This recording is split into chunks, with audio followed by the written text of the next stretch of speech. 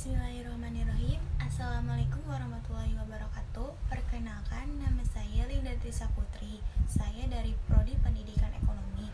Di sini saya akan membuat video presentasi untuk memenuhi tugas manajemen sumber daya manusia tentang resum pengujian dan seleksi karyawan. Pengujian dan seleksi karyawan, kenapa sih harus diseleksi, harus diuji? Karena suatu karyawan jika tidak diseleksi akan mempengaruhi dampak yang besar bagi perkembangan perusahaan. Oke, baik, di sini saya akan menjelaskan 3 alasan yang tepat untuk seleksi karyawan. Yang pertama ada kinerja, yang kedua ada biaya, dan yang ketiga ada kewajiban hukum. Yang pertama kinerja. Kinerja di sini berarti prestasi perusahaan sebagian selalu bergantung pada bawahannya. Karyawan dengan keterampilan dan kemampuan yang tepat akan melakukan pekerjaan yang baik untuk perusahaan. Jadi, tanpa adanya karyawan yang tidak memiliki prestasi, maka akan berdampak buruk bagi perusahaan di masa yang akan datang. Yang kedua ada biaya. Biaya di sini yaitu biaya untuk merekrut karyawan. Biaya yang merekrut karyawan itu sangat bisa mahal. Jadi, kalau misalnya merekrut karyawan cuma-cuma akan membuang waktu, tenaga, dan uang. Jadi, menyeleksi karyawan yang tepat memerlukan biaya yang cukup. Terakhir, ada kewajiban hukum. Kewajiban hukum di sini tuh berarti dampak hukum bagi kita untuk memperkerjakan orang yang tidak kompeten.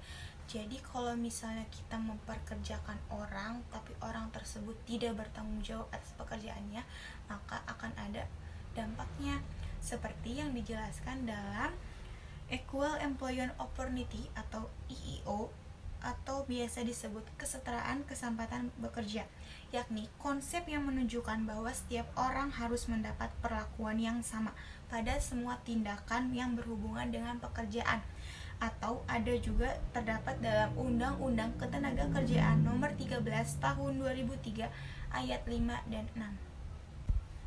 Dari ketiga alasan yang tadi dapat disimpulkan jadi merekrut karyawan atau menyeleksi karyawan itu sangat penting, karena jika merekrut karyawan tidak sesuai dengan standar kebijakan perusahaan atau standar kebijakan peraturan yang terkandung dalam undang-undang, maka akan berdampak yang buruk bagi perusahaan. Merekrut karyawan juga diuji melalui tes seperti ada ujian kemampuan kognitif atau pemahaman umum, atau ujian kemampuan motorik dan fisik.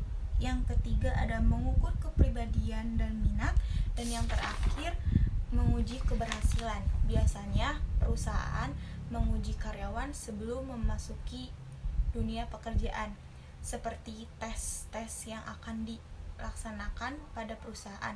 Tes tersebut untuk menguji karyawan, di mana karyawan akan dilihat kemampuannya, apakah karyawan tersebut bisa dan mampu menjalankan pekerjaannya. Di dalam menyeleksi karyawan terdapat teori The Big Five.